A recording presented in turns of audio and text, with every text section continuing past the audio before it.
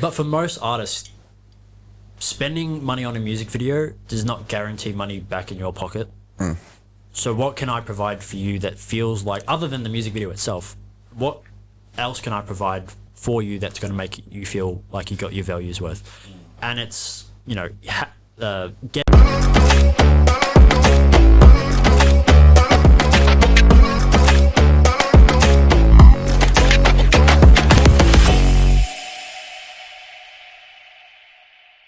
Ladies and gentlemen, welcome back to another episode of the Culture Show. Remember to like, comment, and subscribe. I'm going to say it again. Remember to like, comment, and subscribe. We need them subscribers. Statistics say 80% of y'all that are watching are not subscribed, so hit that one fucking subscribe button now. Yeah, fucking hit it. Liam, how are you, my brother? Good, bro. Good. Yourself? Good, man. Good. What's been new with you? You just got... Fucking heaps, bro. Our first episode back from your travels? Yeah, bro. Just got back from Bali for a fucking mate's wedding and then went to Cambodia. Saw my cousin. How was it, bro? Fucking sick, bro. Yeah, very eye-opening, bro. Fucking oath. He came back on that, like... holiday mode changed life. Like, I went overseas and found myself type. Yeah, I fucking did, bro. Yeah, he's a changed man. He's off fucking the smoke, mate. He's a positive man. Yeah, and life's changed, mate. Life's changed, yeah. You're going to get a new LB this season. It starts here. So make sure you subscribe. Make sure you fucking subscribe again. You're going to hear me say it like 30 times. I'm going to turn into Jake Paul. I'm going to be a marketing genius. Watch. By the way, go cop some Culture mugs, but they're not out yet, but they will be soon. Maybe by the time this episode is out. Check the link in the description if it's there or not. But bro, we got a fucking crazy guest today. Known him for a minute, so... Yeah, bro, one we've been trying to get on for a minute as well, and I know you guys are going to be interested in this because I know you guys know who he is. Because bro, I reckon we get on because I've got a fucking crazy intro for this. Yeah, let's do it, bro. Let's get straight into it. They call me the intro king now. They don't. I mean, this always happens. I got way too confident during that. Ladies and gentlemen, the king, you reckon? Is arguably one of Australia's biggest videographers. From music videos with legends like 360 to recently joining Moses on the 1/4 tour, this man's resume is only one small reason why a music video from him is essential to any artist's catalogue. Whether you're a mainstream or underground, the influence is undeniable. Here to talk about that and more, it's ZACOBRO, ladies and gentlemen. Woo! What's going on, bro? Insert the effects. Yeah. Fucking how are you, my brother? I'm good. It's good to be here. Thank you for having me on. I really appreciate it. Thank you for coming on, man. We've been trying to make this happen for a minute, bro, because we love your fucking work. All our squad has been working with you for years, man. So it's only right that we sit down and we chop it up and we figure out where it all started. Yeah, we've been around each other for at least 3 years. Yeah, fucking maybe even more, bro. Yeah, honestly, I feel like I met you fucking 2020. I want to say. Yeah, that sounds right. Yeah, 2020 at fucking would have been laundry. At laundry. No, I met Zaco at Dripsy video. Yeah. Fucking crazy, bro. Now look at us. It's like that, man. Who would have thought, huh? Not me. Yeah. Not me. Oh man, but fucking bro. So we know a bit about you, but like, do you want to just run it straight back? Like, where you from, bro? Let's just do the fucking basic shit. Get that out the way. Yeah, exactly. Yeah. Good old HP. Fuck yeah. Hampton Park, mate. Shout out HP boys. Old residents of Marshall Street. Fucking oath. But when I was like staying awake late at night while HP Boys was still making videos in the area, every now and again you'd hear fireworks go off and like you could hear like big chants of crowds and shit. That's crazy. Like I was just in my backyard and I'm like, I hear the fireworks going off somewhere. That must be on a video. You see on a story like an hour later it's HP Boys. Yeah, exactly. That's how it was. Really, like the undeniable force of like HP Boys and all them boys, like especially when it first started, man. Yeah. Crazy. It was like unheard of for our scene at the time, eh? Like, especially like to be in your backyard and be overhearing fucking music videos and shit. Do you know what I mean? It's like you don't hear that shit, you know? Especially here over here, man. But before we go into everything, I just want to make a fucking hilarious point because we brand ourselves on being imbeciles, right? Yeah. And yes, alright, we've got a cool new setup. We've got the roadcaster and we got this and that. We got no thanks, you can be part of the furniture now as well. We got it all now, right? We got the lighting and shit, right? But our guests, is still our guest, ZACOBRO, is still here behind the camera, setting up our lighting for us, bro. I'm sitting there telling Liam, I'm like, bro, we're so fucking unprofessional. Our guest is setting up our fucking lighting for us. Hey, he's a lighting specialist, bro. I know fuck all, really. Shout out Zoned in Media, but like, shit, we don't be normal lighting at the moment, man. That's it, bro. but bro, Well, I've been a fan of the show for ages, and that's why, like, when I was working out of here at Marshall Street, like, essentially, in a way, my departing gift was these lights. Yeah. Did we say that, Zaco? I'm pretty sure we did. Yeah, I think, shout out to Zaco, yeah. Yeah, right. So, But thank you, bro. They've been fucking doing me wonders, bro. Like, not just at this, but like some fucking photography like, shoots, and they come really in handy. So thank you, bro. It's crazy, but like it's a good point to bring up, bro. Like, yeah, massive thank you. It's like we don't and even the people who like privately invest in us that believe in us, but they don't even talk about it enough. And that, you know what I mean? Yeah, facts. We've had a lot of help. Even the artists that like the caliber that decided to come on so early, bro. Yeah, 100%, bro. You know, so thank you to the community that we're building as well, and also remember to subscribe. You know, so you can be a part of the community. Yeah. But brother, like. So I want to, as Liam said, bro, I want to take it right back to the start, man. Because bro, I've never met, like, I'm sure you can say the same. We've met a lot of videographers at this point, a fucking lot. Like, you aren't a rare breed, but what is a rare breed is a videographer as fucking passionate as you, man, about your craft, bro. So I want to take it back. Not just passionate, bro, genuine, you know? Like, what you see is what you get with Zaco, bro. And, like, genuine passion as well, you know? Like, but I want to take it back, bro, to where did that passion begin, man? Like, I guess it all kind of started when I was 13 or 14, 23. No shit, you were the same fucking age. So, yeah, I've been doing it like for a decade now. Yeah. As the saying goes. Yeah. And it was like gaming videos. Yeah. Like I jailbroke my iPad that I had and was able to do screen recording before it was a feature in iOS. True. Sick. And was like doing gaming videos off that progressed into doing, like, I was a huge fan of Casey Neistat. No shit. He was just a sick storyteller and, like, you know, day in the life, New York King, daily vlogger. Yeah. So I started doing like my version of that, like going on like the school camps, like I'd vlog it, and then like now everyone in the year level could rewatch that. For years to come. Where'd you go to school? St. John's Regional College in Dandenong. True, fucking Yeah, also the hood. Funny story. Yeah. You want to know? Funny story about where Zaco went to school. This is fucking hilarious. I mean, you know where I'm going with this? No, I got no idea. So actually, I'm not going to shout out this person. I hope you're burning somewhere. But I had an ex. Oh, actually, yeah. That's mad. I had an ex-girlfriend, right? And I'm like, we were shooting a video with Dripsy Funny Enough for the plant, and we were shooting that video. And the ex-girlfriend of mine who was in that video, Zaco, was doing a scene, a little funny scene, because Zaco was there shooting BTS, and he was doing a scene where she was playing his missus, and I was still in. Yeah, I know, yeah. Sort of shit, right? But when we're on the way there, and that me and my missus are on the way there, and then I'm like, fucking Zaco's a sick guy, like he does the best videos and blah blah blah and shit, and then we fucking get to the video shoot, bro. I can cut you this part, your name out if you want me to, but we walk up, and like as we're walking up, she goes to me, she's like, "Is that Zac Zerner?" She's like, "I went to high school with you." Forgetting that we're the same age. That's crazy, like, bro. Yeah, that was crazy, bro. Yeah, no, that was a funny story. But yeah. So I loved playing an extra in your video. That was fun. Yeah, so you went from behind the camera to in front of the camera, bro. I had to do it. Am I the only one to get a Zaco cameo at the moment? In the most recent Moses video. Yeah, I commented on that. Like Zaco in the back of the car, bro. But that's just because I had the camera mounted to the hood of the car, so I wanted to also kind of make sure, from my perspective, the camera wasn't going to fall off the bonnet. There for security reasons. Yeah. Zaco's way in. Oh, So you went from vlogging and that at school, videos, and so like with gaming videos, it was like montages and shit like that. Yeah, like GTA funny moments and stuff. What was the fucking the pixels on the screen recording on your jailbroken iPad for the screen recording that wasn't even available to iOS yet? Was actually running like 720p? Like I think I was also editing in iMovie as well. Oh no shit! So, like I think it was decent resolution, whatever like the native resolution of the iPad was at the time. Yeah. But like going from that to then like 13, you said. Yeah, like 13, 14. Then going from that to like doing the daily vlogging. Also started doing like some reaction videos. So like one of my most popular and early videos I ever did was like a mum reacts. And Anaconda by Nicki Minaj had just come out. And I don't think you got mum to react to that. yeah, I don't think we've seen that much ass in a music video up until that point. Yeah. Yeah. And I showed it to my mum, and it got like 200,000, 300,000 views.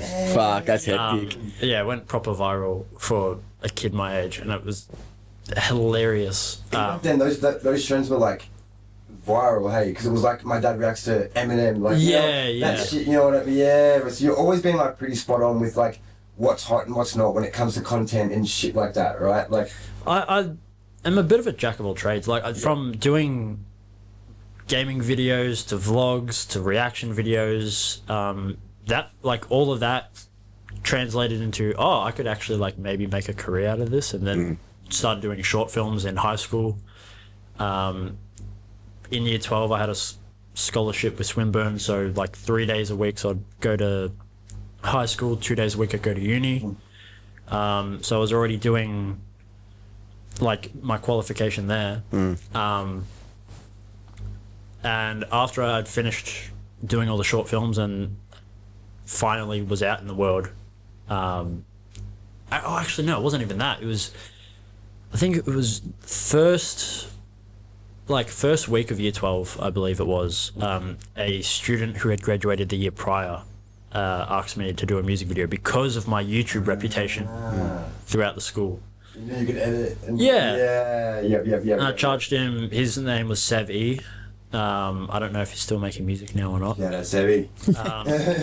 But yeah, like I charged him like $50. True.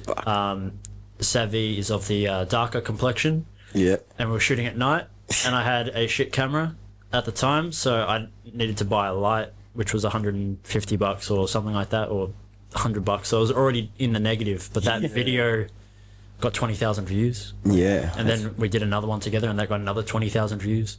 And then I did a video for Kushmink, because they'd seen my 2 videos to my portfolio.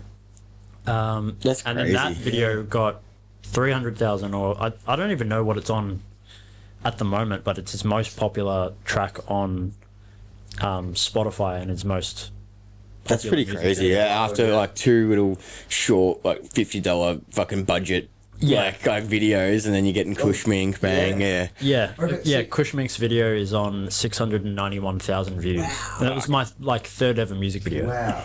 See, but I want to take it back again, bro, because as you said, like at 13 you started doing the gaming videos, and you led on to vlogging, and then in high school you went on to the video and stuff. But where I want to dig a little deeper, bro, is like to be 13 and like I get you're a smart guy, I get that, you know what I mean? Like, but to be 13 and like sit there and want to, it's like not that okay you can do it, but to sit there and want to Jamaica, I've had to have that to be able to like initiative to do it. Yeah, bro. Like, what was it that led to that passion? Like, that's gotta come from, you know what I mean, bro? Like, what do you think so does anyone in your family have a background of any sort of content typing? Was it I've got a huge fan of content creators, or I've got an uncle and an aunt that work in the film industry. the family sick. But that wasn't the goal from the get-go. Like, for most of my life up until that point, I wanted to be an inventor. Like, sick. I wanted to create robots. Like, my favorite films are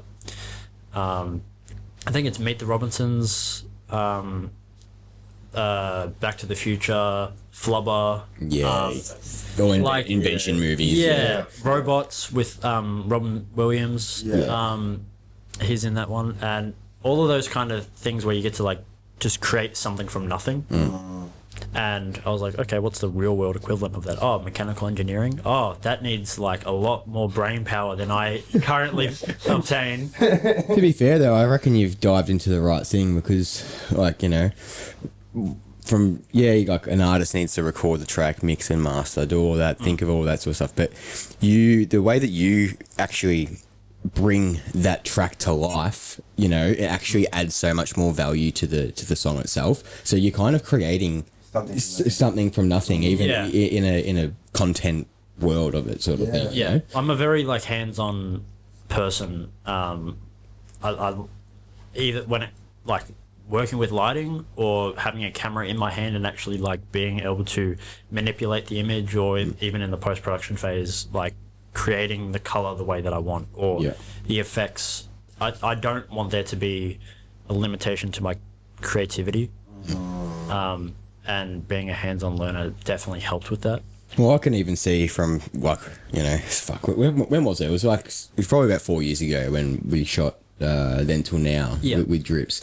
And that's the first day I ever met you. And from there, you know, like, that quality of, like, music video to what you're doing now with, like, Moses, with that green screen work. Like, you're forever evolving. Like, it's not just, you're not barricaded into one little, like, section of just drill music video clips. Or the comfort zone is your biggest enemy. Yeah, exactly, yeah. Seek discomfort. Yeah. Yeah, 100%, bro. So sorry, you just recently graduated, didn't you? Is that? Yeah, so last... Oh? Yeah, congratulations, last bro. year- You got the papers now. Price just went up, boys. Yeah, so I graduated Swinburne at the end of last year. So it's kind of been my first 6 months of freedom without any sort of obligation to study. But that hasn't like stopped my ability of like learning or anything. I personally, like, this isn't advice for anybody, for everybody, but I didn't get much value out of uni. Because I am such a hands-on learner and I did most of my course during lockdown.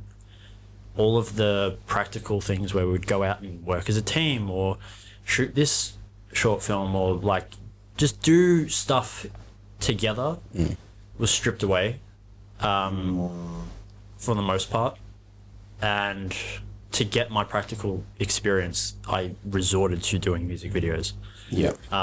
And because there's so much readily available knowledge on YouTube, like I've mainly been self-taught the last 5 years, 6 years that I have been doing music videos. Yeah, I remember when I first started, like, zoned in media, I reached out to Zaco. I'm like, oh, you know, like, should I go and do a short course? Should I go and do it? He's like, bro, you can fucking learn to build a house off YouTube. Like, just YouTube what you need to know. Just, like, you know, just don't, you know, I found, like, you can't listen to too many different people and stuff like that. You just take little bits from each person, sort of thing. You find who teaches the way you like to learn on YouTube. You know what I mean? You find that one creator who teaches the way that hits you right, and you just learn everything from them. That's what happened to me with like editing the podcast and everything and doing reels and shit. You know what I mean? Like, you just find everyone learns in different ways, I guess. But would you say you learned more like studying, doing the course, or would you say you learned more in the field anyway while doing music? Doing field 100%. Just being able to go out and make mistakes and improve on it every single time. Like, that's why I have 117 music videos to my name, because because I've done it again and again and again, like just trying to make as many mistakes as possible that don't, you know, resort in disaster, but just seeking like what can be better, like how can I improve upon this, and like you get into a flow. Like you can only be behind a computer or like in a classroom for so long, because there were people in my like introductory course to like filmmaking in my first year at uni that had never held a camera before, and meanwhile I already had like some virality to my name. I'd already done 30 music videos or something up until that point. Like I think we had shot Then Till Now already, before my first official year of uni started, and people didn't know how to hold a camera. And it was like, why am I even here? Like I thought I'd be coming here to meet like-minded people. And or the teacher. Like, and not to be cocky, but that's kind of my last year of uni, because of all the lockdown issues. When we were actually finally able to go back to the classroom, I was just doing the bare minimum so I could pass, because I had already made my own pathway and connections with people in the music industry. So the people I was looking at, like the reason I was going to class were to seek out people in the classroom that I could potentially work with. Not to actually like learn. There's nothing there that they were at that point where you were with your skill set. There was nothing there that they could teach you. It was more like networking at that sort of thing. Did you find that? Did you find some people? There are a few people that were very talented and have made quite some good work for themselves. I believe Glasshouse, if you know them, Yeah, I think Glasshouse, they went to Swinburne. Tactics was fucking insane, bro. With that Yeah, the elevator. Yeah, I saw that. They It's also really sick. They also did a track with Drips. Oh, Yeah. yeah. Free Drips, by the way. Yeah, big facts. But yeah, in the large part, I think there are so many people. Well, everyone's got a fucking phone in their pocket nowadays.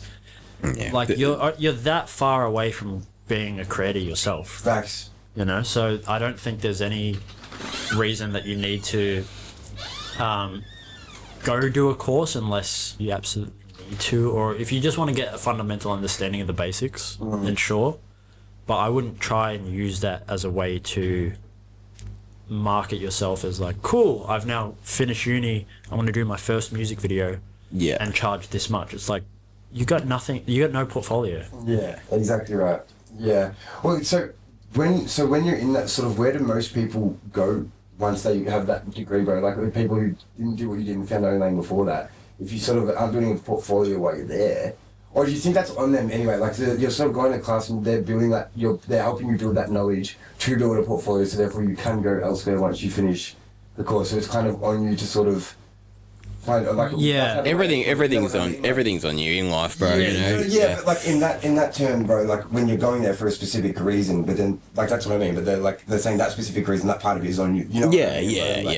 Yeah, like actually applying what you're learning in class into your own interests. Exactly right. I think. Well, I've heard stories from students at like JMC where, for their film course, I got accepted into JMC, bro, and then didn't go over to contemporary performance. I got accepted into JMC for contemporary performance. And just didn't go. I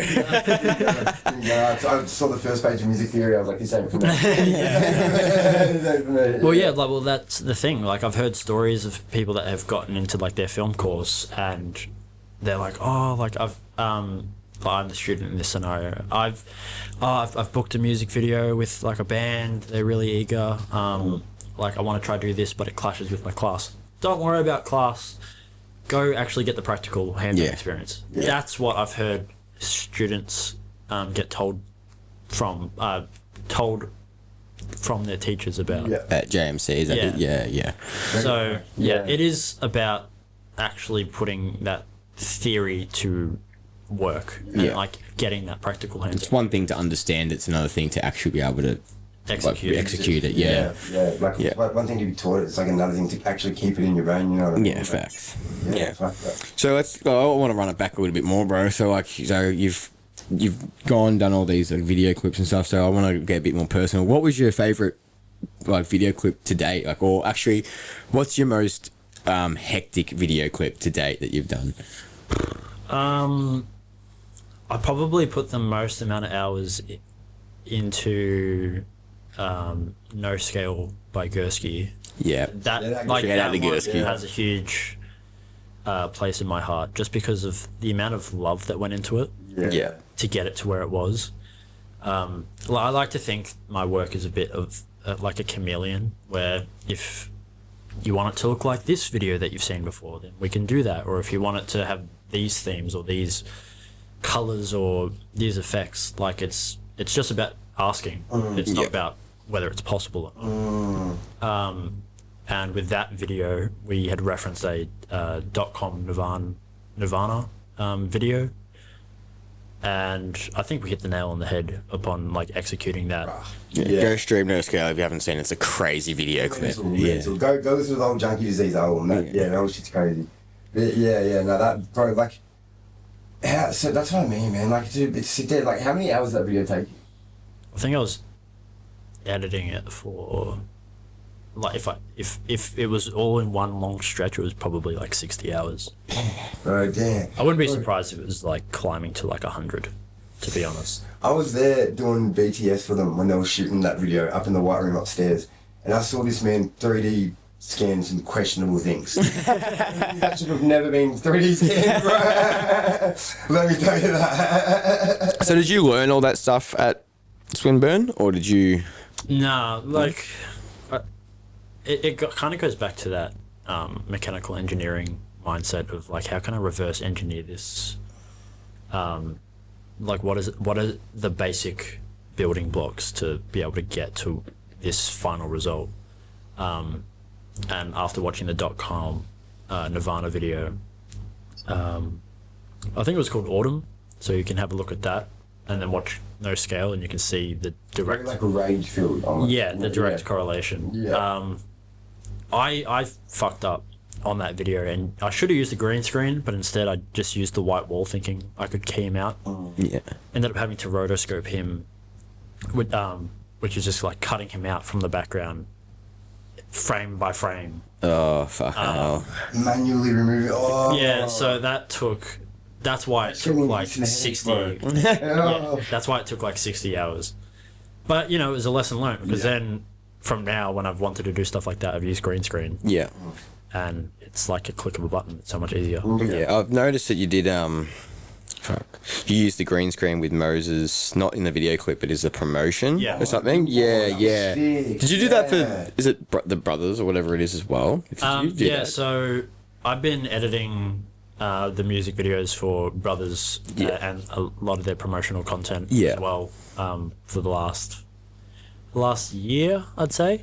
Yeah. Because you started when you were just coming here first, didn't you? Yeah. Because I remember you were just telling us how you were waiting for the first call for the first videos. Yeah. Yeah, sick. Yeah, so Brothers have actually been in this room I was like, really? when this was my studio. We're out of here, boys. That's right. That's right. Zacho was here first. We rolled in for the room. Oh, man. No. But yeah, so Brothers and I... Don't tell well, Ross. Brothers... Really would have been. Brothers, Moses and I all had, I think, the same reference for the billboard. Yeah. We were actually going to use it as part of our music video, but Moses didn't really like his performance in it, because it's a bit hard to kind of imagine. Like, I told him, you're going to be on a billboard, but to put yourself into that headspace, Yeah. like, you're sitting on a green box in a freezing room with a fucking leaf blower with cold air in your face, Yeah. dangling your feet off. You would have Like, hated it. I don't feel like I'm on a billboard. I feel like I'm being violated. Yeah.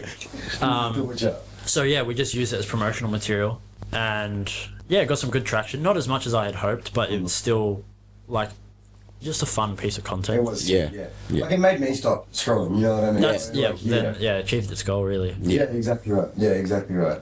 Man, so like, when do you think it kind of clicked for you? Like, after you did, so you did the, like, we got a bit carried away into the thing. But after you did those first two videos for the bloke you went to high school with, and then Yeah. you did the Cushpink one as well and stuff, was it then where you were like, okay, music videos is what my main focus is? I want to work with artists now. Like, was that kind of where the journey started there? Where you decided, is that your main goal?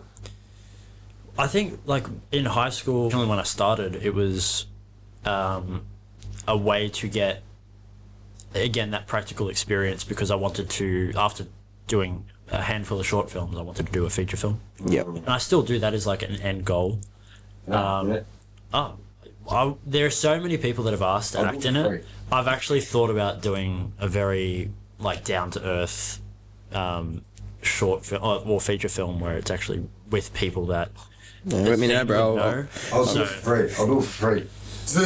I just need a story. I just need something to like grab at me and like something I can write Yeah. 50,000 words about. Yeah, man.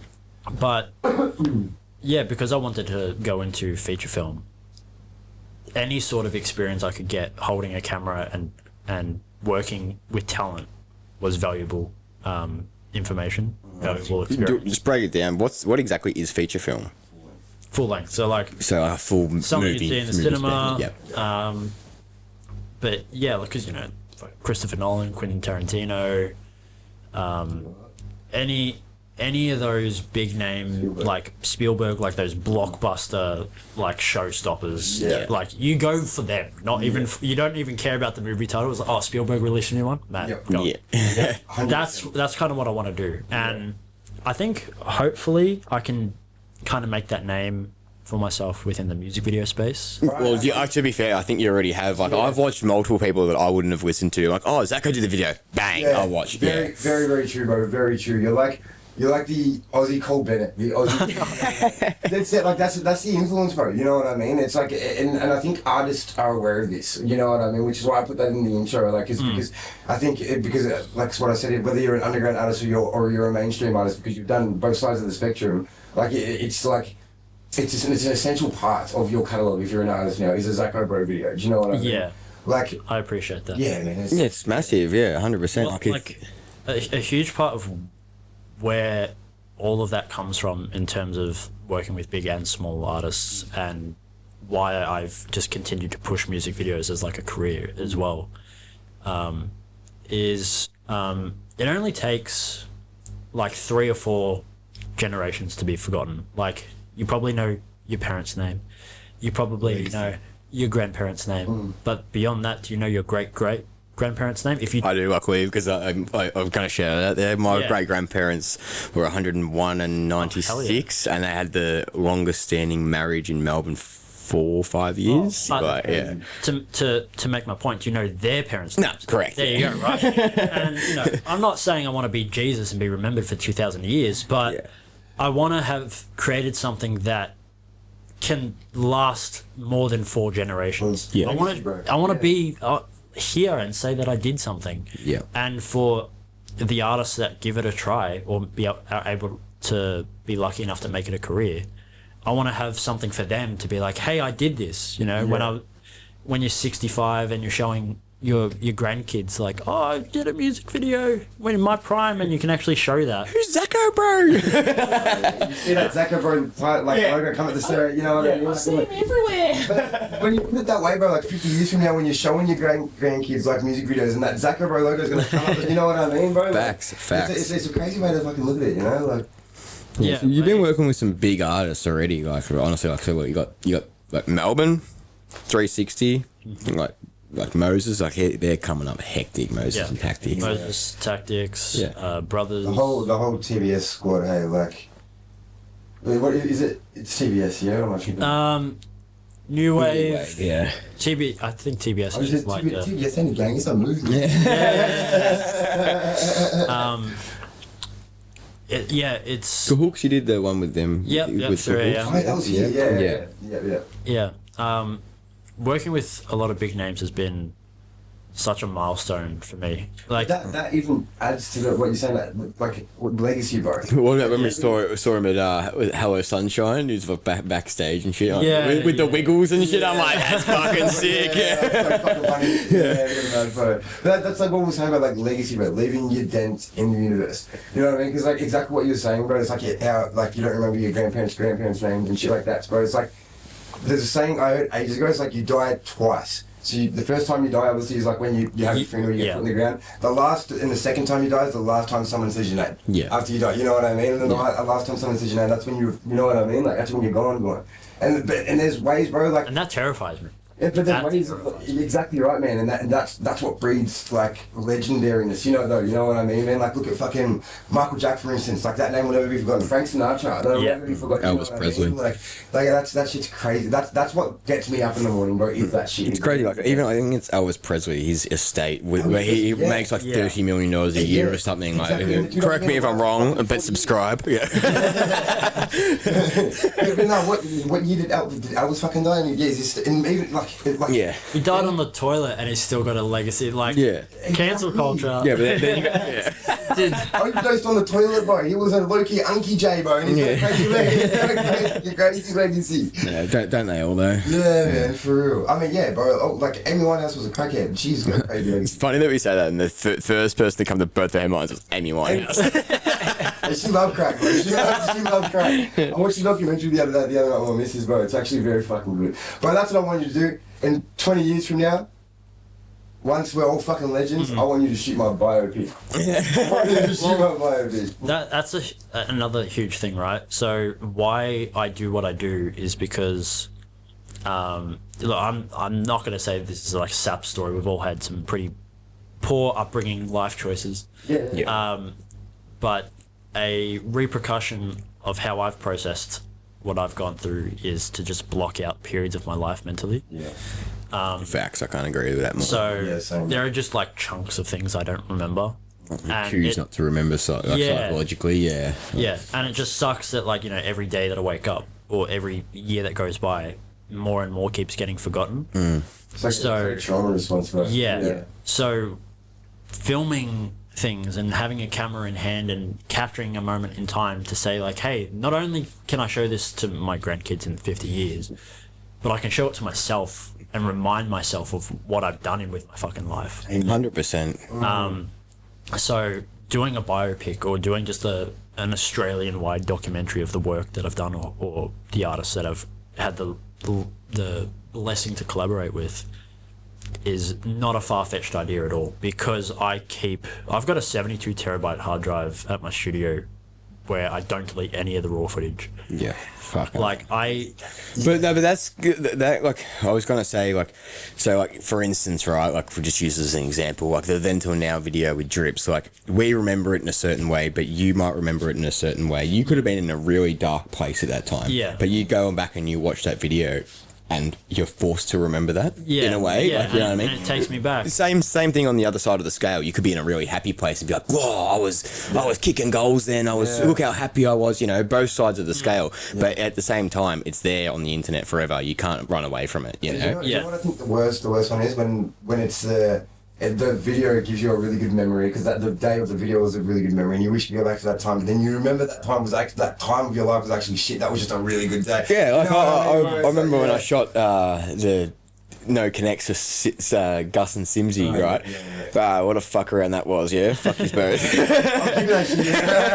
No, I love his both. But like, bro, like I've got like this like raw bit of footage, you know, where I'm fucking like pissing myself. The camera's going fucking here, there, and everywhere. I can't work it out, bro. But I'm absolutely pissing myself, and I'm like, fuck. And I look back and I remember, I'm like, fuck. That was actually a fun day, you know what I mean? It was actually a fun day filming. It was good. Like it was wholesome and humble, you know. Like man. Shout out to Gus and shout out to Simsy. Yeah, bro. It's crazy, bro. So it's almost like it's not even about the end product for you, like all the time. It's about what you're shooting at that current and being, because of obviously your struggle sometimes of being present because you've been forgetting to every promise first months. It's like capturing the presence, you know what I mean? Exactly. Like the end product is definitely important. That's why I get paid. But it's for me But it's not the motive, you know what I mean? My motivation is just to have another little bookmark in my tab of an experience I've had in my life. Bro. Yeah, no, and that just asks that to answer the question that I had at the start: where did the passion come from? Yeah, you know, exactly. Yeah. Talking about money, though, you know, like I know. Nate knows, but not everyone will probably know. You've got some fucking hectic equipment, bro. You've put some serious money behind the craft that you've got. So at what point... It's not like you can't shoot a feature film if you didn't want At what point do you start leveling up your price and stuff? Because, you know, like you've invested so much. Advice for videographers watching this and shit, bro? A lot of... And like this is a totally fair way to do business, but a lot of videographers just rent their stuff. So I've never thought of that. like I'm not talking about renting your equipment out. I'm just talking about like renting. Yeah, that's what I meant. Yeah. Oh yeah, okay. A lot of videographers or directors just rent their equipment, and that's all good and well if you want to like stack up your bank pretty early, but it doesn't allow you to fully wrap your head around the piece of equipment that you actually are using. And that, you know, it might not be important if you've got a whole team of people, but if you're trying to be a one-man band, or you don't have the luxury to hire a bunch of people to do all of those different departments for you, buying the equipment and wrapping your head around it and finding the most amount of ways you can utilize it per project is really important. Really getting more of your money's worth in a way as well. Exactly. Like, I'll spend fucking $2,000 on some lights, but like my pitch that I usually give is like, sure, let's hypothetically say that Liam is buying a music video off me for $1,000. I make it pretty well known early on that like prices are going to go up for a number of factors. One, the more equipment that I acquire, the more valuable I become. The more time and effort I put into this as a career, the more valuable I become. But also, you got to think about the return on investment for you, because this $1,000 you put in my pocket, I'm probably gonna, let's just say I might spend 800 of it on like a little drone. Now, if you want to come work with me again, you get to use that drone. Yeah. Because I've actually bought it and not just renting it. Like, I'm gonna find a way to utilize it. So sure, the next music video might be 1,200, I think that's why, but you're getting Drips $800 additional worth of value. I think that's why Drips continued to work with you and stuff like that as well, because, you know, the money that he was out of his pocket giving to you, he could see in the next video you were using the exact same shit that was reinvested, and the quality was slowly going up and up and up, and he was like, well, hold on, the money is not just for the video clip, it's for an investment in my own work, you know, like in the end production of my work. Because if he was to go to fucking 6 different fucking photographers or videographers, like that's when you're just putting money in their pocket. You know what I mean? And even on like Drips and Zaco videos, like he even said multiple times how Zaco is the most organised videographer out of all of them that he worked with, bro. It was purely because of the fucking storyboards you sent us, bro. Yeah. You know what I mean? It's like there's some detail and everything, like, and you make the artist feel like an actual artist too. You know what I mean? Like the way that you work with them, the level of professionalism, bro. Like you make the artist feel like an artist. You know, like. Well, that's another huge factor. Like when you're spending that much money, like. For 95% of artists, this is the return on investment for you is not going to be financial. Like you're not going to make your money back off a music video unless you're like signed to a label and you're just, you know, you're getting 3 million monthly listeners. Which in that case, the label takes it. You know what I mean? That's the cost anyway. But for most artists, spending money on a music video does not guarantee money back in your pocket. So what can I provide for you that feels like, other than the music video itself, what else can I provide for you that's going to make you feel like you got your values worth? And it's, you know, getting your creative outlet into the world, like allowing your ideas to come to life in the best way possible, feeling like a superstar on the day and for the entire project. What else? And just having a relationship where you feel like there's going to be growth and potential, because there are so many people that I see out there that are just doing it for the paycheck and not for the culture. And why, like, again, I've said it earlier, but why I do this and why I'm more than happy to do it for, you know, underdogs or big names is because I'm trying to put the country on the map. Put our artists out into the world. So if you want to be a piece in that, I'm more than happy to work with you. And you might not have your return financially, but I think you're going to find a lot more value in so many other factors that you'll come back. And you'll spend more. And we'll make a fucking bigger video. Thanks, bro. Before you run it, just 2 things I want to touch on from what you just said: the superstar feel and the connection that you had. So, do you have more, like, let's just say, what do you call them, bro, when they like dress you?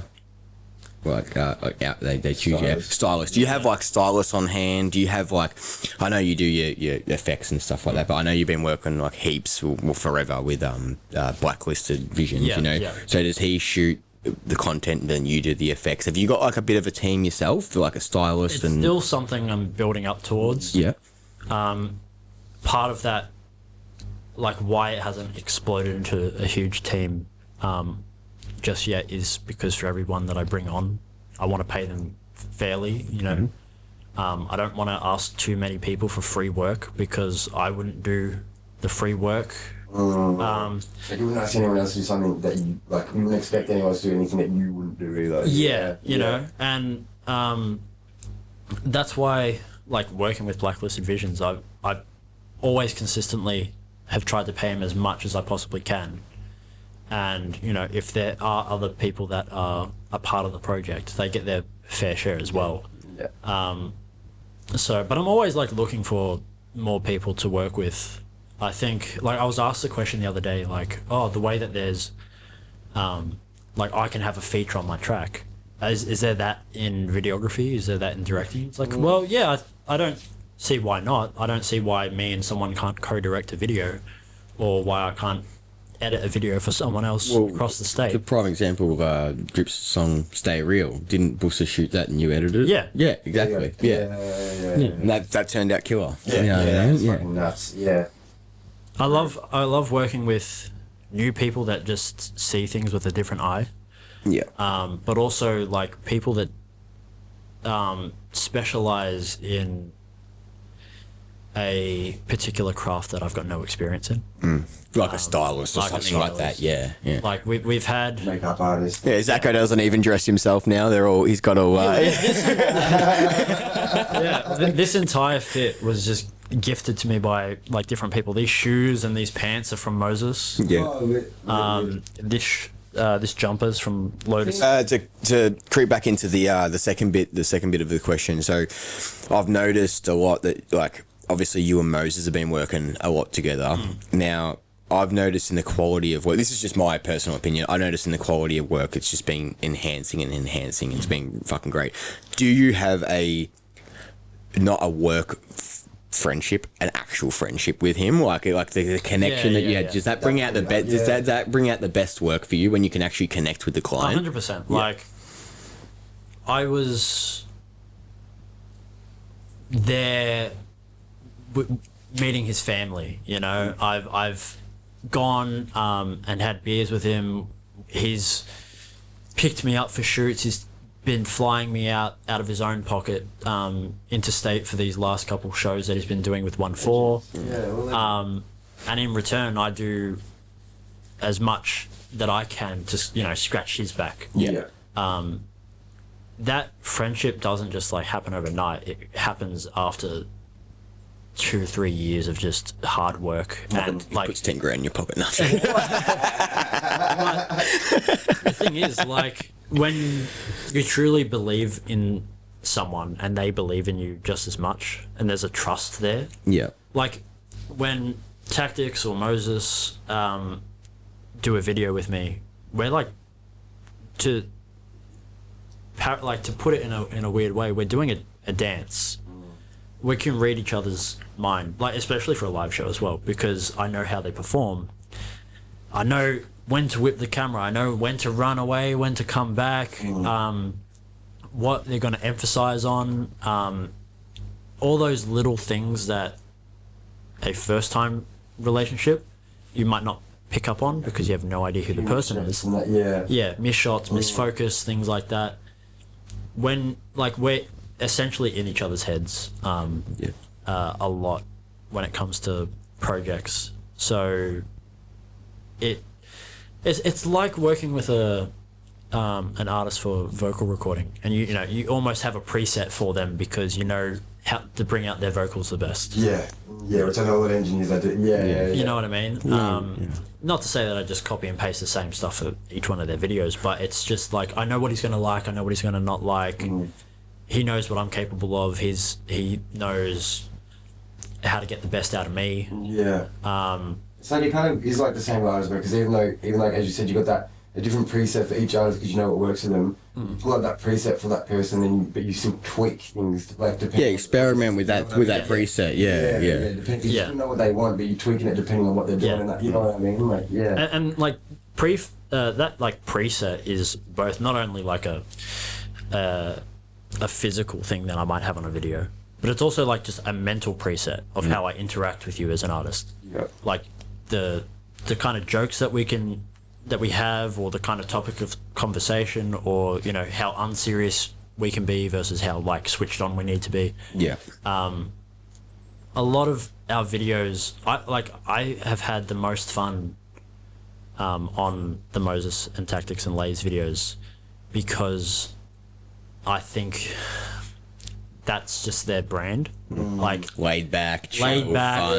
You can tell, you can see in all the BTS stuff, they're laughing, giggling to each other, you know. They're fucking funny dudes too, bro. I remember when you were here for the 3am shoot and the Cahooks one, and 3am. 3am when you were here for that, bro. When you were all packing up. By the way, shout out Moses. He was full of taking everything downstairs, all the and shit. But I'm sitting there just like watching them pack up and shit, and like they all did like 3 or 4 loads. And on the last load, I knew it was the last load too.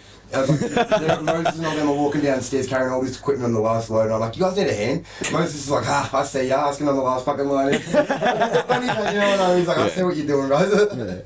Yeah, man, like good-hearted people, and so you can tell, you know what I mean? Like they don't, like they take themselves seriously, but they don't take themselves seriously, you know? Yeah, well, there's a difference between like being up yourself and thinking like you're more valuable than anyone else in the room. Yeah. Versus like, hey, I'm a talented individual, but I'm not above packing up some of the equipment with the director. Bro, most artists you see, like, as soon as the video's done, they're out before the camera's taken off the fucking tripod, man. Yeah. You know what I mean, bro? Yeah. Like, facts. That's actually an interesting question I want to ask, bro. Helping you pack up and shit. That's what a sitcom, bro. Say that all the time and shit. But that's a question I want to ask, bro. Is what you don't have to name me. You can if you want. You don't have to name me. Have you had like a or do you have any stories from like your worst experience, or like a bad experience on the shit where you just like fucking never again? Probably worst experience was there were two artists that I've worked with that were beefing with each other, and I had done music videos for both of them. Oh no. Politics. And this was early in my career, so at the time I was charging like $300 a video, and this particular group had paid 50%. Me being naive and trusting, I'd given them the final video. They posted it, and I was like, sweet, let's settle the remaining funds. They're like, oh yeah, about that. You know that other artist you work with, the one that we're beefing with? I was like, yeah. Yeah, set up a music video with him and tell us where it's going to be, the time and the day. Don't rock up, and then we'll pay you.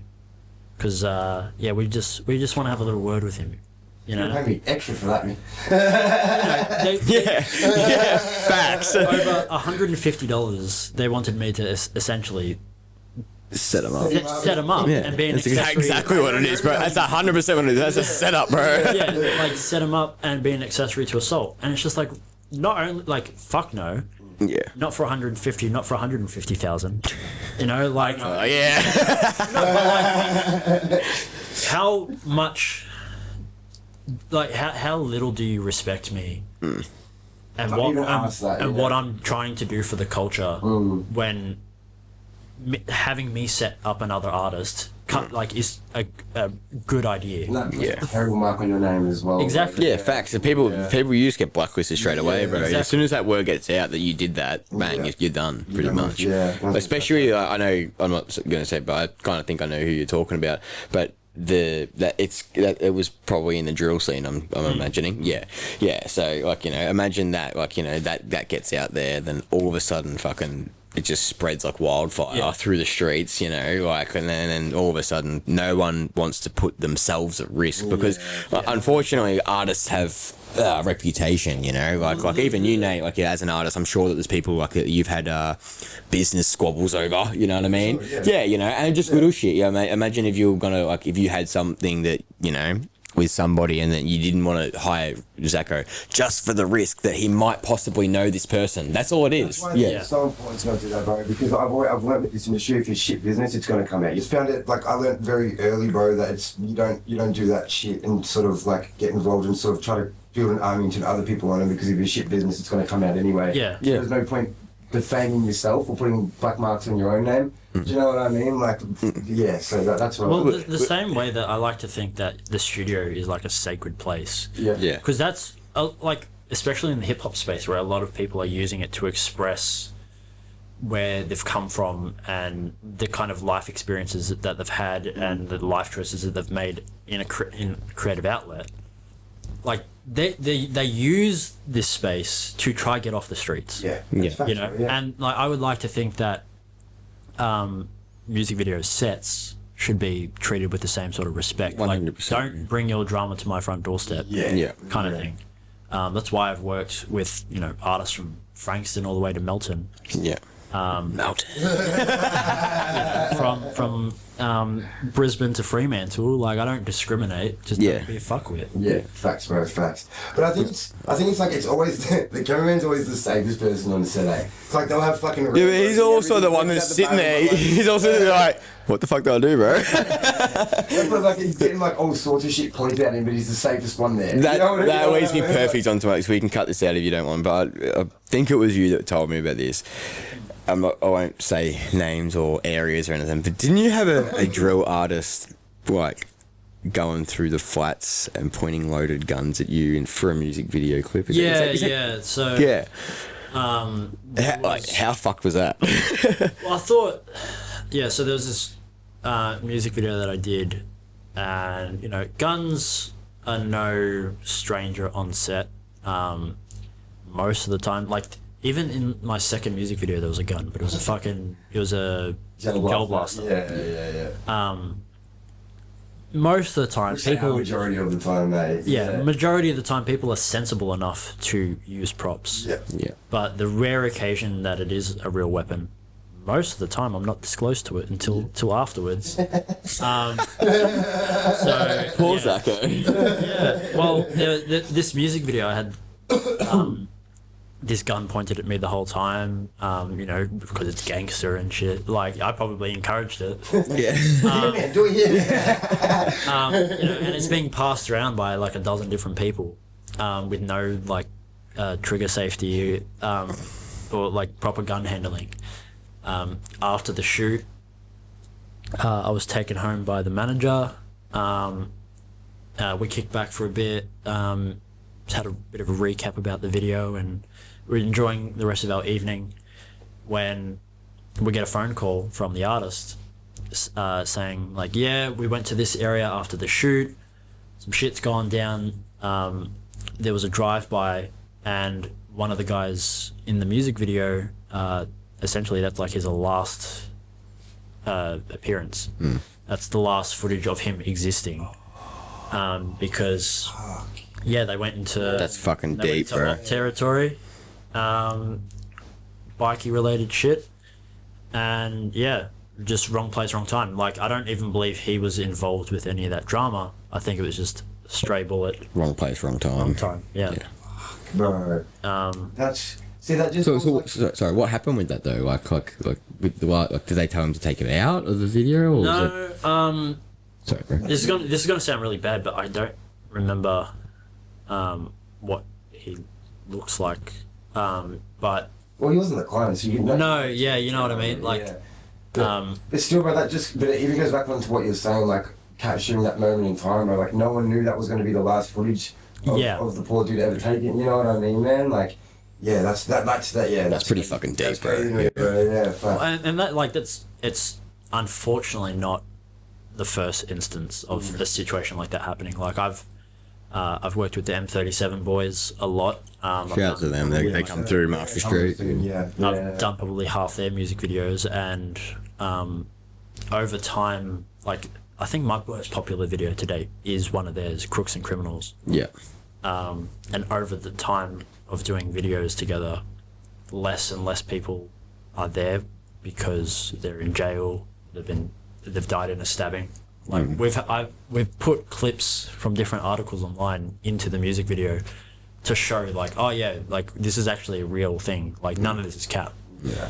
And it's unfortunate because, like, this, like, the whole, like, there's a debate on whether it's been going before I was born, but whether rap and hip hop is encouraging violence. It's funny you say that. Like, my honest take on that, to be honest, is that it's not connected. Yeah. People do shit and don't rap. People rap and don't do shit. Yeah, but it's influence. It's the listening. You know what I mean? Yeah. Sensation off there, bro. How much has your thought about changed since you cut off, like, most of the drill out and shit?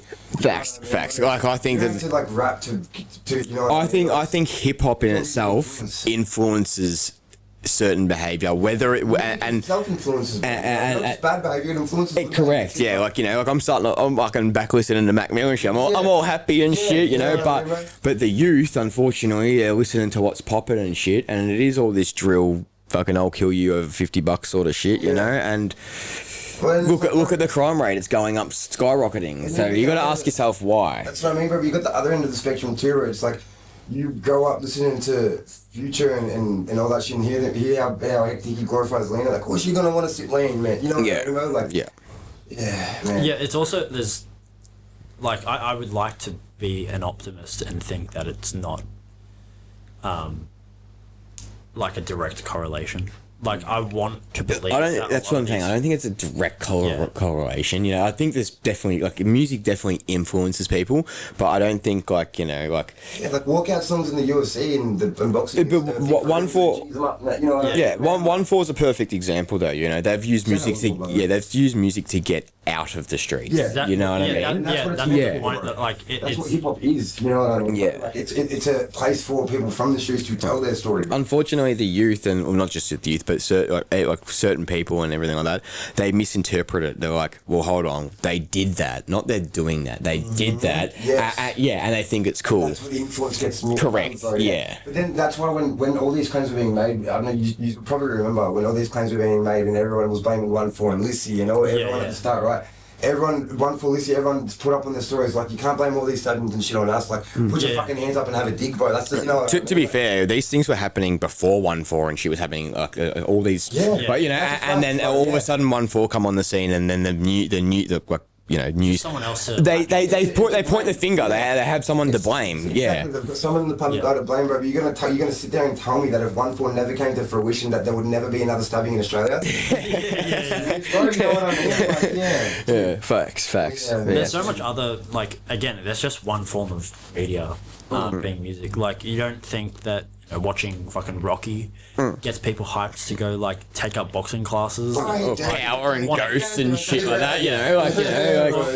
You watch Taxi Driver and you're sitting there in the mirror. You talking to me? Bro, my missus got me. Like you now want to be a lawyer. How that goes, Zaco? Quick draw. You got that quick draw. Just pull out a fucking lens. All media has an influence. Like if all you ever did was consume the news, you'd want to fucking kill yourself. Yeah. Because it's all doom and gloom. Yeah. Well, that's that's just reality. And they twist shit as well. Yeah. That's what we have things like music and stuff. It's an escape, bro. But from reality, because the world is gloom. You know what I mean? Most of the fucking time, Also talking about 1-4, have you met 1-4 through your tour? Yeah, they're great. Genuine guys? Yeah. Genuine See? top full circle.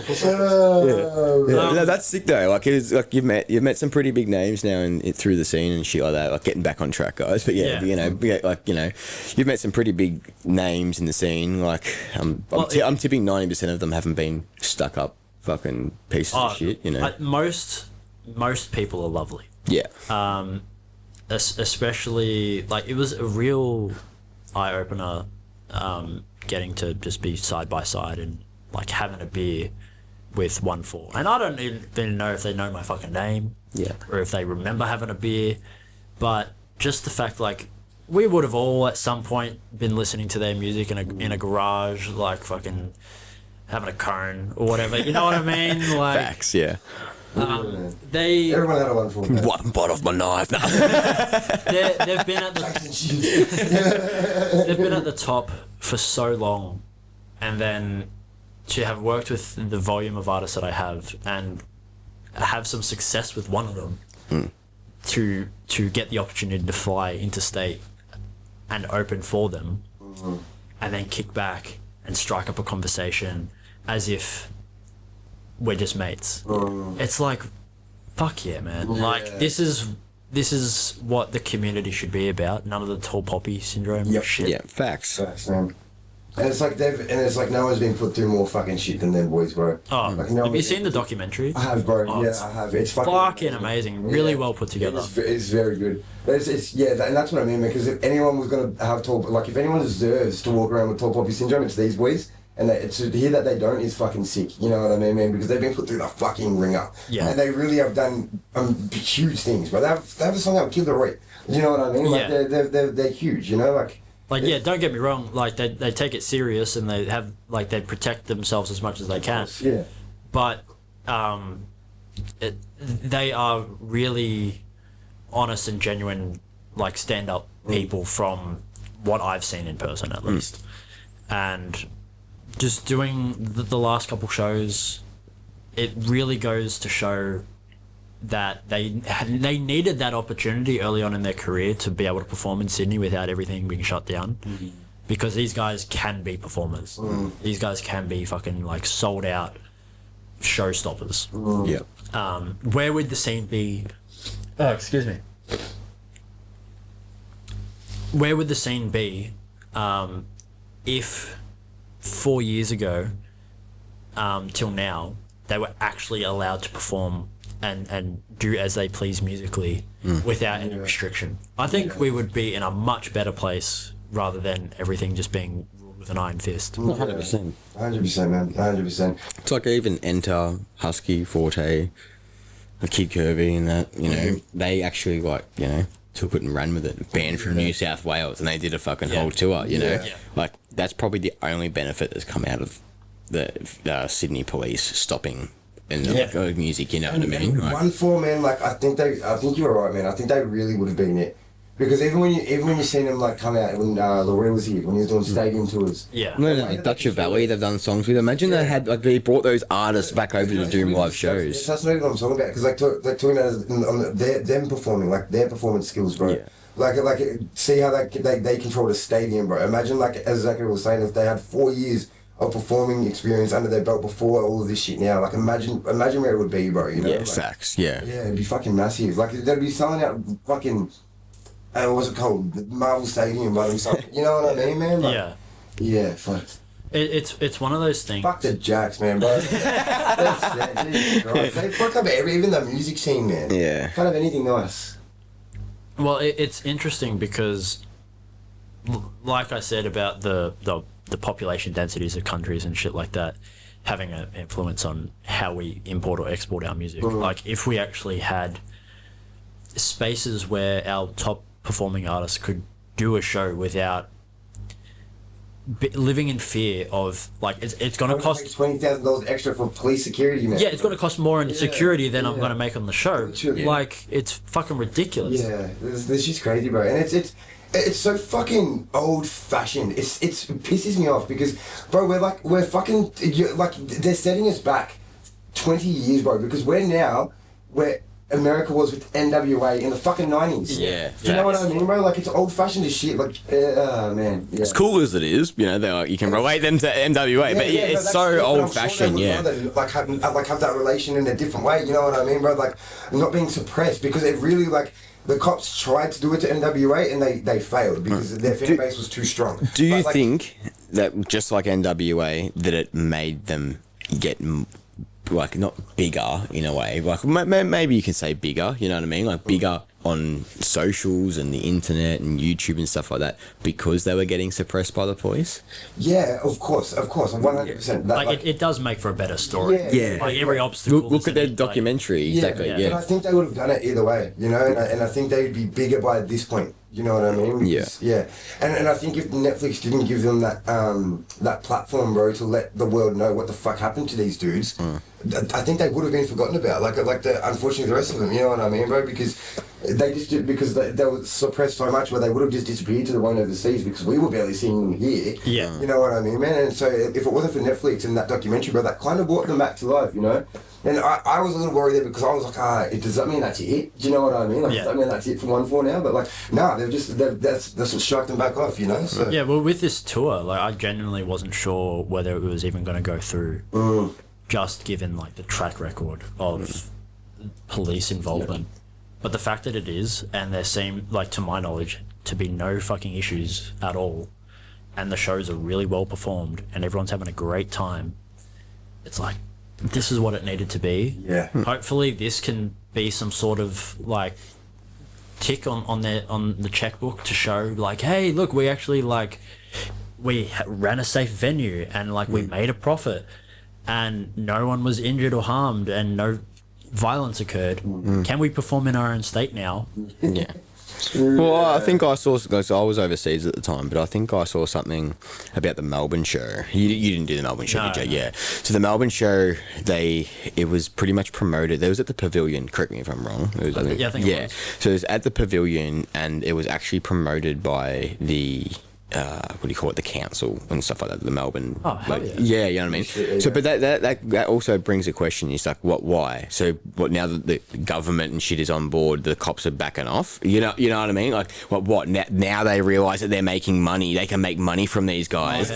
You know what I mean? What it was, bro, I think the reason why the Jacks backed off, especially New South Wales police, is because of the fact how much shit they would have fucking copped after that Netflix documentary, bro. Yeah. Because they really fucking did not hold back on exposing those cunts, bro. Yeah. At all. Yeah. They showed the voice message. They showed the voice message of that fucking senior constable being like, I will do everything I can to bring you fucking bring you guys down. Like that was personal, bro. You know what I mean? Like that wasn't we're looking out for our city, like that was fucking personal, man. Yeah. You know what I mean? Like I think after that, like they had to let go. You know what I mean? Yeah. And then they started harassing everyone else, and it was up in the curse and shit. Like, fucking.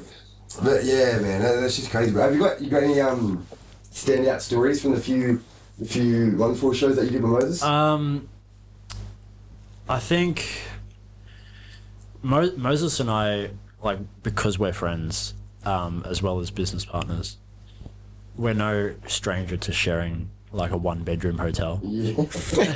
No, I don't want to hear the rest of this story, man. no, I'm joking. No, nothing. That's going to be the starting clip, bro. Me and Moses are no strangers to sharing 1-bedroom hotel. No, I mean, I think the standout of like those kind of trips is a lot of the time we're doing like fly in, fly out. So we're up at 3-4 a.m. getting on the plane. 3 a.m. Yeah, it's 3 in the morning. What are you doing? I'm on a plane. Pulling my hair out because of the fucking air pressure. I hate that shit. Oh. No, but like we're getting up at like 3, getting on the plane at like 6. Chewing gum and headphones. Yeah. By the way. And your headphones Yeah, and chewing gum. Yeah. I'll try that next one. Especially chewing gum. It helps a lot. If you chew, it stops your ears getting blocked and all that shit. Yeah. Fun fact for you. Just air pressure on the plane. Yeah, I get it's really bad. It feels like needles are coming from within me, trying to force their It feels way like out. shingles, bro. It feels like shit. Yeah, I get it bad too. And my ears pop at the same time. If you chew chewing gum, bro, because it like moves all this shit as well. You know Yeah, what I mean? right. Yeah, it helps really well. But yeah, 6 a.m. Yeah. Yeah, but like, you know, we're flying in. You know, we might hit up a studio session, or we might like meet some mutual family in the state. Just have a really chill time. Moses doesn't like to like overhype himself. Yeah. Because you can get a bit too big for your boots that way. Yeah. He likes to have Stay humble, yeah. Stay humble, have a pretty grounded day, and by the time we do sound check, everything's usually going really well. Do the show, which is great. Like watching 1,000 flashlights in the air for an unreleased song. Yeah. Like it gives you goosebumps. Yeah. Like there have been times where I'm like editing this material, and it literally, like, even though it has nothing to do with me, because it's all him on stage, but it brings a tear. Like there have been times where I'm editing and it brings a tear to my eye Nice. Man. because I've seen his development over time, and I just know that it's going to get bigger. Yeah. Just And shows how these are passionate the you are. core moments that will like stay with him for the rest of his life. Yeah. Those are the standout moments for me. Like just all of the hard hours that go into it for 30 minutes worth of reward. Yeah. Yeah. Shout out Moses. We haven't said that yet, but yeah. Shout out We're gonna Moses. get that man on the fucking podcast, Yeah. bro. I want to yarn with him. I want to pick his brain. Bad. Crazy, man. Yeah, for real. Fuck, man. But yeah, you got any advice to up and coming photographers, videographers, anybody in the scene? Hit me up because I'm always happy to the bring. best. It's like I do, but I ain't giving it on your show. Not even that. It's just like hit me up. I'm more than happy to like have you on set. Like give you Ghost, yeah. yeah, because there are so many people. Like I never had that luxury of being invited to someone else's set. I can back that up. Every time I've been with Zaco with my camera in hand, I'm like, bro, Settings, Bro, help like, me out. So he was doing our lighting for us, and Yeah, he's a guest on this episode. I was gonna say it as well. You know, I've known you for fucking 4 or 5 years now. You know what I mean? And like every single time that I see you, bro, you're very humble, straight up. What you see is what you get, and I think that's what makes people connect with you the most. Like, not just that your work is amazing, because it is, you know, but you also have the just the realness about you, you know, like you know, I'm not gonna fucking ask you to go hit a lick with me, bro. Like I know that about you, bro. But if I fucking say I'm like, hey, bro, like I'm really struggling to do this, and so you know, I know that you're gonna hit me up, like, you know, you might be busy or something, but you'll get back to me and you'll give me your honest advice, and you know, and just for that, bro, you know, I think that's what makes you such a good person, as not just a person, but like as, you know, yeah, you know, give you roses, bro, you know, like. Yeah, you've been in the scene long enough now that I think everyone around you's starting to recognise it. Even though I recognised it the minute that I met you, bro, you know, like, yeah. So I just think it's, yeah, you're going to go a long way, bro. If I had half of the opportunities that I've had given to me, like, or at least if I had the luxury of being on someone else's set, or like being taught personally by someone, it would have leveled me up a lot quicker. Yeah. And instead I've had to learn the hard way, which is not bad, but it's just like, I want to, like, don't be afraid to send me a message and be like, yo, like, like, send me an early edit of your music video, or send me like a draft of your photos. Like, I'd love to either give it some feedback, or if you have questions, I'd be happy to answer them, kind of thing. Or if you want practical experience, like, oh, like, do you mind if I be like behind the scenes photographer for this thing? It's like, yeah, why not? Like, and you know what, I'll pay you a bit of money as well just for being there, because I'm not gonna like exploit your the lack of experience for like free work. Like, I don't fuck with that kind of mentality, because I want this whole scene to rise. Like, not everyone can make it. I think we've both experienced how artists have come and gone in the last 5 years. Facts. So the more opportunities that I can help give out, maybe there will be more and more people that stick around. Yeah.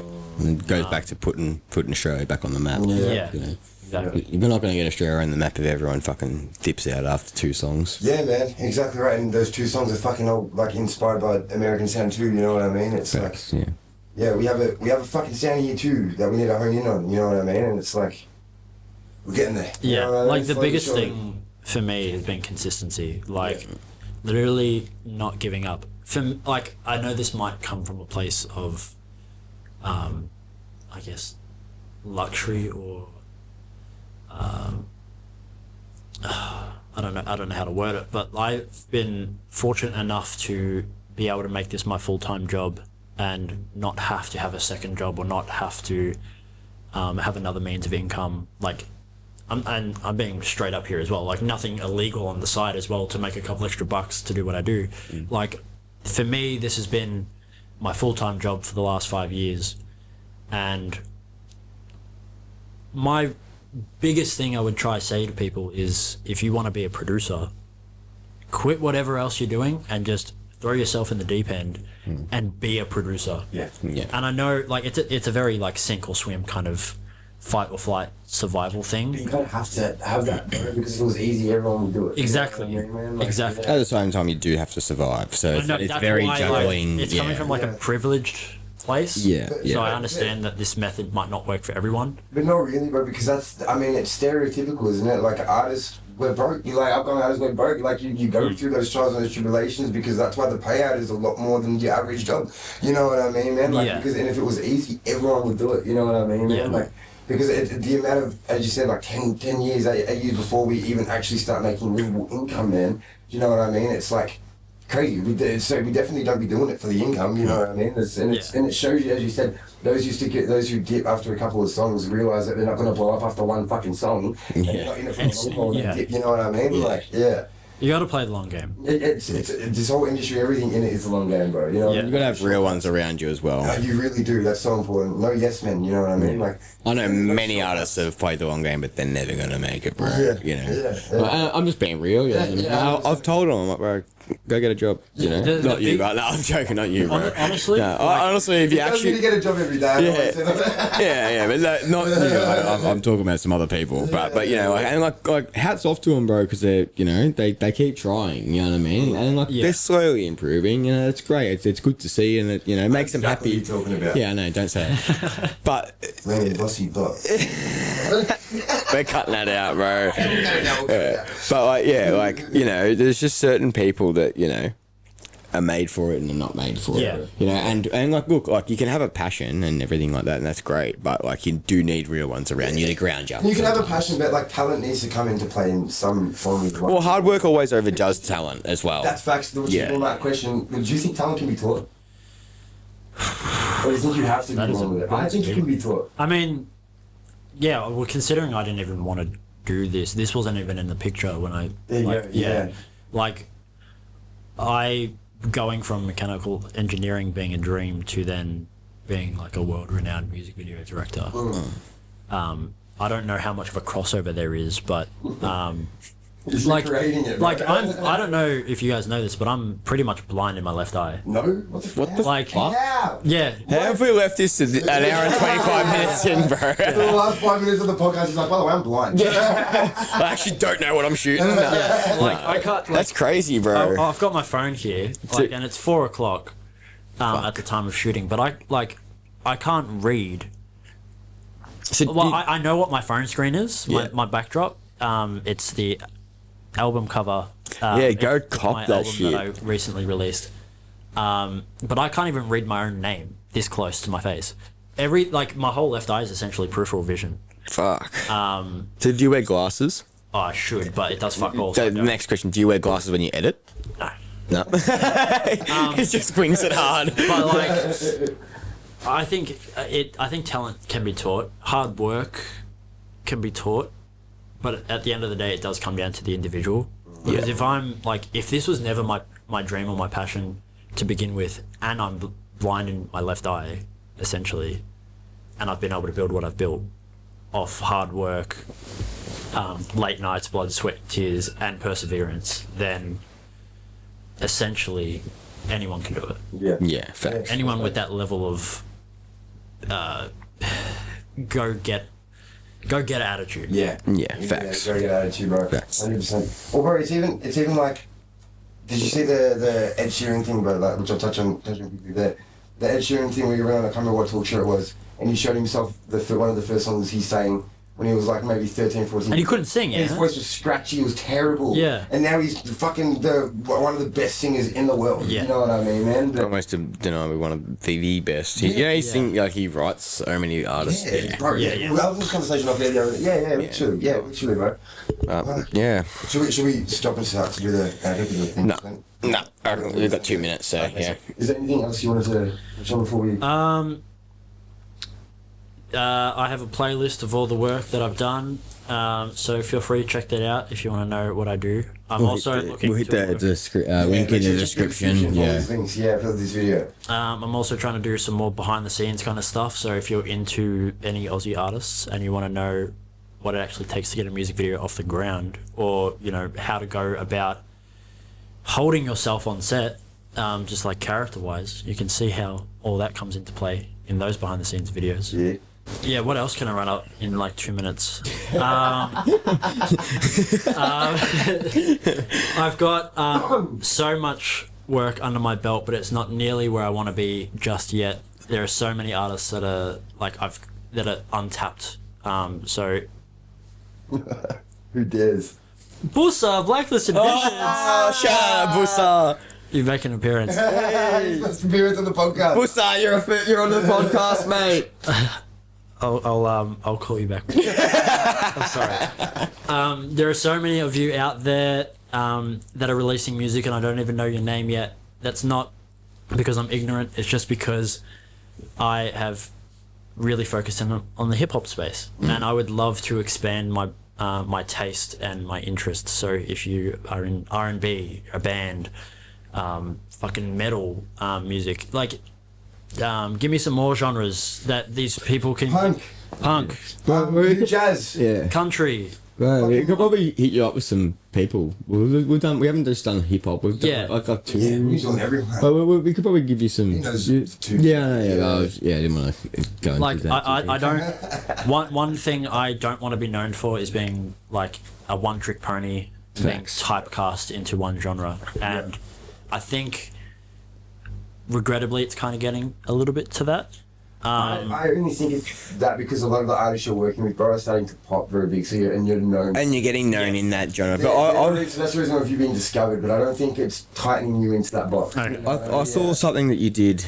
Correct me if I'm wrong. I don't know if it was just you or it was a team effort and stuff. But I can't really remember. It was like an electronic guy, and it was like he was wearing a big Bro, that was hectic. I love that. That was like one of my favorite clips that you've done. 90s. He's like wearing like this big fucking jacket thing, and it looks like it's like a POV camera style, right? But he starts off in like the correct me if I'm wrong. He starts off in like the hotel room and stuff like that, and he like gets ready and shit, then goes out, and he gets fucking drunk and smashed as, and he's like ends up vomiting in the toilet, and it goes from like the start of the night to the end of the night, all POV. That's all. And like I saw some BTS. And they're like all in line, they're like 3, 2, 1, and then everyone's like, it's just so good, bro. Yeah. So you definitely have got the what's the right word? You know, you can do every single fucking thing. Yeah, right? Even Gursky No Scale, bro. You know, that's completely different. Not even done in Australia yet, bro. You know what I mean? Yeah. Like nothing like that has been done in Australia yet. You know, like I'll say that confidently,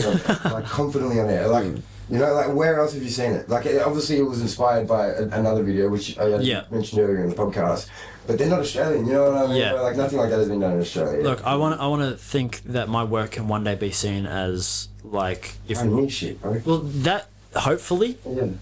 You know, I know I'm not the first, and I'm not inventing anything new, but I would like to think I'm doing something for the scene. And the same way that I can go from, hopefully directing, like, a horror film to, like, a romance... I want to be able to do a hip hop video and like a cheesy pop song, or you know, a heavy metal band to an EDM song, or something that just resonates with any audience. I'm a chameleon. Don't be afraid to just hit me up. I will make it work.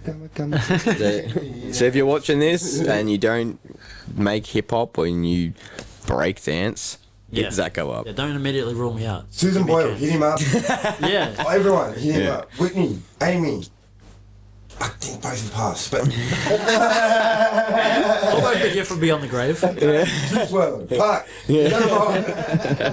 I think that's a perfect fucking note to end it on, my bro. Thank you so much for coming on. Thank you for having me. Been good to get you finally on here, bro. That's it. And thank you guys for watching another Thank you guys for watching another episode of The Culture Show. It's been Nate 6, LP, and the one and only ZACOBRO, ladies and gentlemen. Remember to like, comment, and subscribe, and we'll see you in another fortnight. Take it easy, man. Peace. See you in the next one. Let's go.